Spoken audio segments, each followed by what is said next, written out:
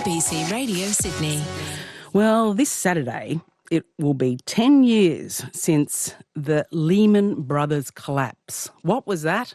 Well, that was what triggered the GFC, although around the world it's called something else. It's called the Little Recession or something. They've got different names for it in different places, but we call it the global financial crisis. And what really happened was that US investment bank filed for bankruptcy, and by then it accrued $620 billion in debt.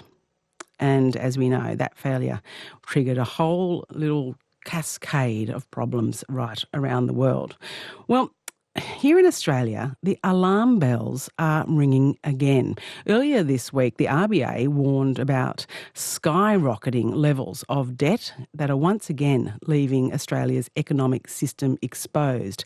Martin North is the principal analyst with Digital Finance Economics. Martin, it's great to have you back on Focus.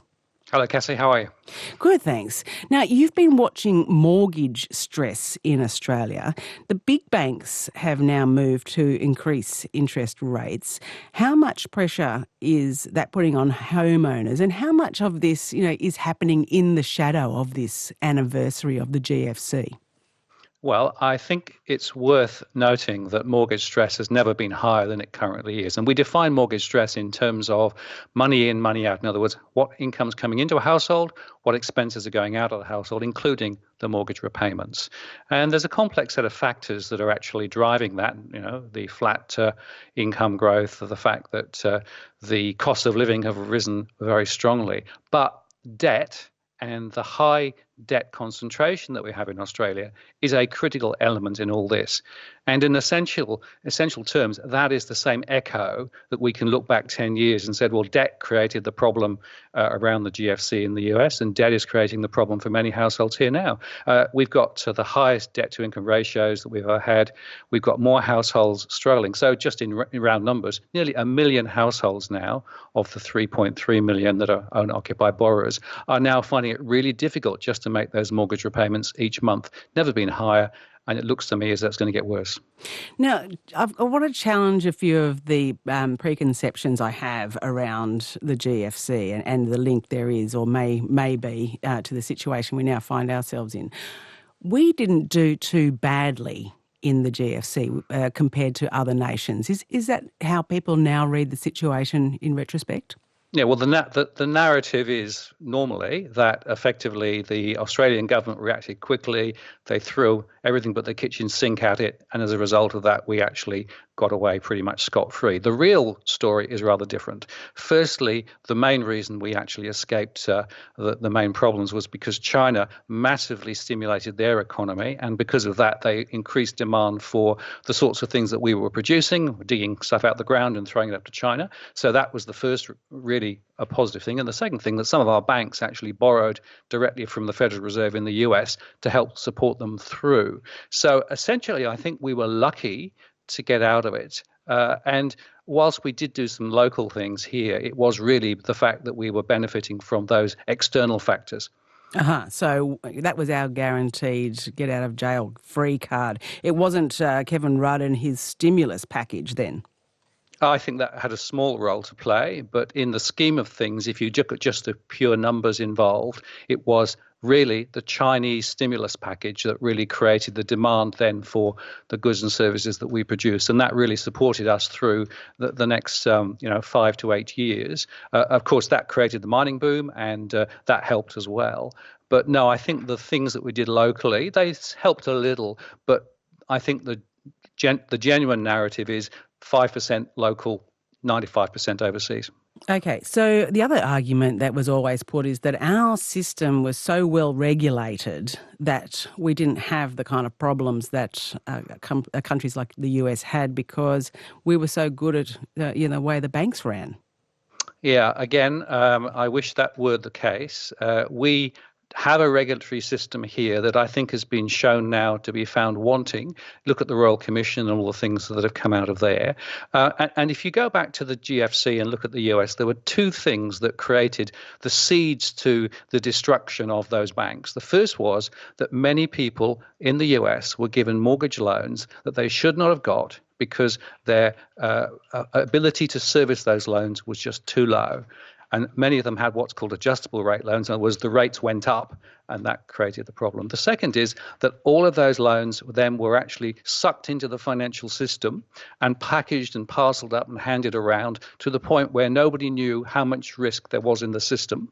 And as a result of that, when people started unpacking those packages and started to see the sorts of vulnerability in the households that there were, that was the thing that triggered all of the rest of the things. So confidence dissipated, liquidity started to become more difficult, and banks got into difficulty. But it was about mortgage lending, and it was about high levels of debt. Now, roll on 10 years, we have precisely the same situation here. We have massively high household debt. We have households that are extremely exposed. We have very low interest rates, but potentially they will go higher. So in a way, despite our regulators and regulatory system, we have the same problem here that they had in the US a decade ago. And I don't think our regulators have done enough. I think they're late to the party. And frankly, some of the things that they've tried to do, and almost like redescribing history in retrospect, are a bit shameful. I think that they should have been acting much more decisively and much earlier. The Reserve Bank issued some warning words just recently. What were they? Yeah, they said two things. So they've been talking about high household debt for at least a year, 18 months, maybe even 2 years now, warning about the fact that household debt has, firstly, the problem with household debt is if it's really high, households will struggle if rates go up. But the second is that it has an economic impact, because essentially if people are paying more on their mortgages, they have got less to spend in the broader economy, and household consumption effectively gets hit over the head. But the second thing that they said in their plan for the next year, for the first time, was they're now concerned about the financial stability of the banking system because of the high asset prices that we've got, and particularly if home prices start to correct. Now, that's the first time that they've actually in public been talking about that dimension. And I think they're rightly highlighting it. But of course, they were responsible for creating the problem in the first place. Okay, but just before you move on, explain that. What are they actually saying there? Because that's quite kind of coded language for people who aren't literate in the way you are in this. Sure. Yeah, I know it gets a bit complicated, but let's make it really, really simple, right? So the banks have lots of mortgages secured by the value of those properties. And essentially, the individual has the difference between the mortgage and the value of the property. And that equity is effectively available for the bank if prices start to slide. But at some point, prices, if they slide too far, become effectively lower than the value of the mortgages. And at that situation, the risk in those mortgages gets much higher. And so what the Reserve Bank is saying, if home prices slide and slide too much, we're going to find more mortgages that are effectively out of the money. And that essentially means that there is significant risk in the system, which perhaps the banks and therefore households are not fully aware of. But that would only be an issue if there was a whole raft of foreclosures, wouldn't it? Isn't that the only time the bank would really get into trouble? If people are still managing to make those payments, they're just taking on the burden of it, not the bank.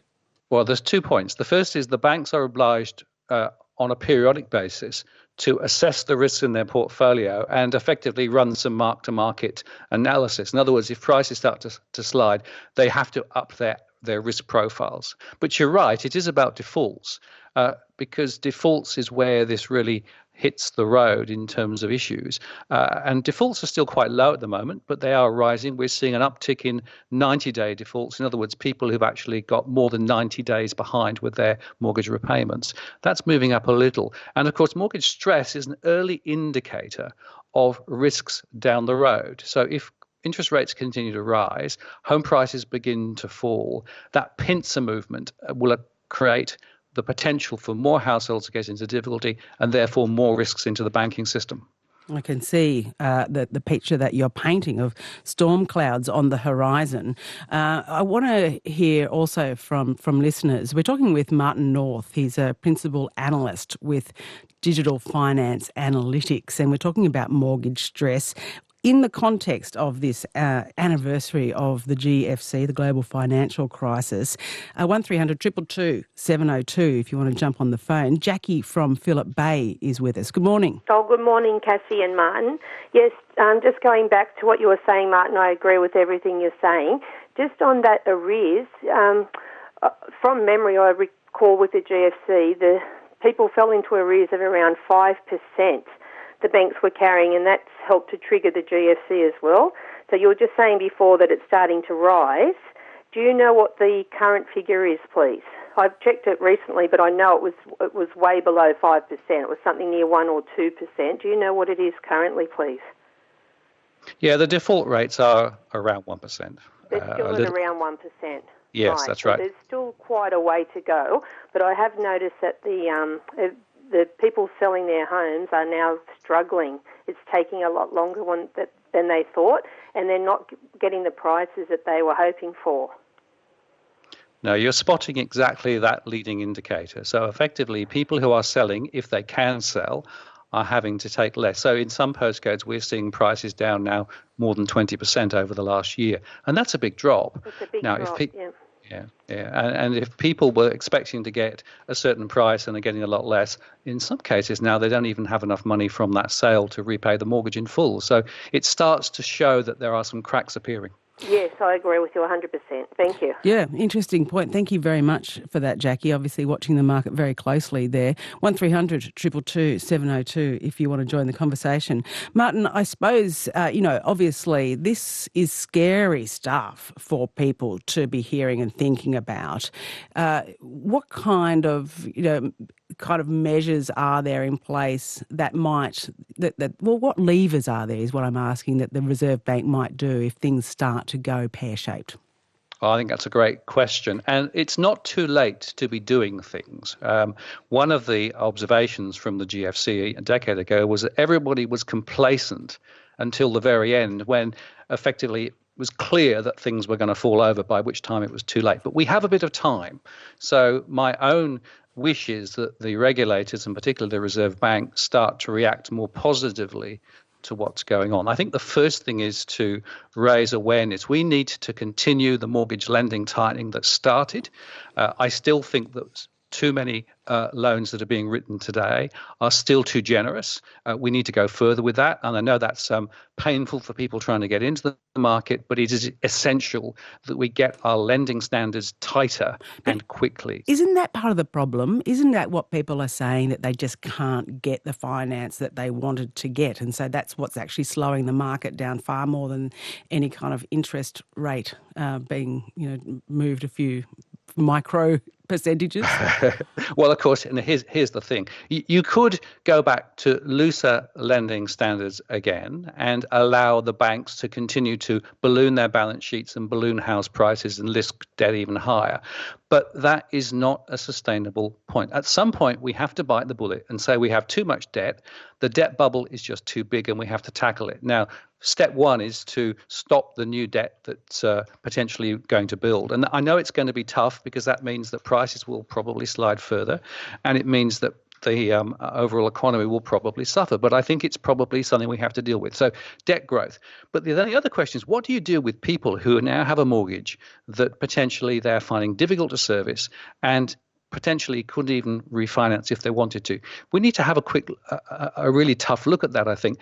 I believe that there are things that the Reserve Bank and the other regulators could think about in terms of some policies that could help that. But it's not simple and not straightforward.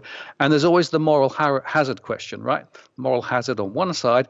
From the banks, you don't want to protect the banks too much because they'll just go on lending forever. But also, consumers and households have some responsibility for the loans that they took out because, they did the work as well. So there's got to be some balance here.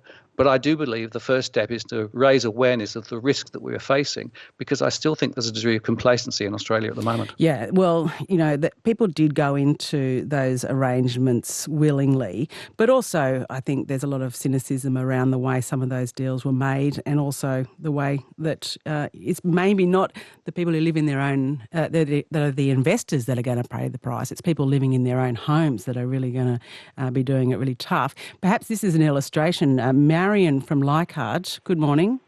Oh, good morning. You're trying to unravel a loan that your mother was allowed to have. Yes, and it's turned into a complete nightmare because she was 79 at the time she got it. She's 93 now, and the bank calculated. I won't say the name of the bank. Hang on, that must be a reverse mortgage you're talking about. It's a reverse mortgage, but right. The bank loan calculation, it's taken me this long to get hold of the paperwork. They just kept refusing, even with the power of attorney, to give me access to the data. The bank knocked back its own internal calculation system for a mortgage, the way it's calculated, knocked back this application 3 times. So then they just simply changed the way they did the arithmetic for this elderly woman with dementia and macular degeneration who lived on a river with no road. They calculated with a loan to after repair value. That is, they inflated the value of the property and gave her this line of credit. And so what's the likely outcome for your mum? Well, an unpleasant death, I should say. I've been to FOSS, and FOSS said the bank lent irresponsibly twice. There are all these irregularities, but FOSS... When you say FOSS, are you talking about the Ombudsman? Financial Ombudsman Service, which I found out in this process. 4 of their 5 lawyers are on secondment from the 4 big banks. FOSS, in their wisdom, said that the loan was irresponsible, but they awarded the amount of the mortgage to the bank. There's nowhere to go. I contacted APRA. They just wrote back and said, like I said, is it legal to calculate a mortgage in this way? Marion, clearly, Marion, this is a complicated individual circumstance, and I can feel how infuriating it is for you. And I guess we just don't have time to go into the complete details of your situation. But what I'm understanding here is, Martin North, this is not the kind of isolated case that we would hope it would be, where somebody is, in a very difficult situation. We might find that complex situations have arisen from the people being given money that perhaps they shouldn't have been signed up for in the first place. Yeah, there's a thing called unsuitable lending, which essentially says that the banks didn't do sufficient checks and balances when they were assessing the loan. And even today, there's still too much of that going on. Just yesterday, we had data coming out, 6% of main bank loans made in the last quarter were outside standard serviceability standards. Now, that's the highest it's ever been. So this is not something that's just in the past. It's still happening. And it's because there is a massive drive from the bank's point of view to continue to lend for property, because it's the only game in town for their profitability and their shareholders. But in the process, I think many households and many borrowers have been put in situations that frankly are untenable and unacceptable. And I'm hoping that the Royal Commission, who's already shone a lot of light on this, will lead to some recommendations to change. But we've got many households across the country who are sitting on loans that they should never have got in the first place. And frankly, I think that is a massive amount of injustice which is yet to be sorted out. Yeah, and we're yet to see the full impact of it. David from Marrickville might have a recommendation. What do you reckon? I don't think that interest-only loans on property should be legal. I think they should be totally, illegal, because they just build in inflation. They're the only way that people who've got these mortgages can ever, make any money is by hoping that the price of their property is going to go up and up and up, and that's not reality. What do you reckon, Martin North? Is there an argument for abolishing interest-only loans? Yeah, well, certainly interest-only loans have been a really major catalyst in creating the problem, because there were so many households that couldn't afford a repayment loan, so they were offered an interest-only loan. And now the banks are saying, well, we are still assessing those on a principal and repayment basis.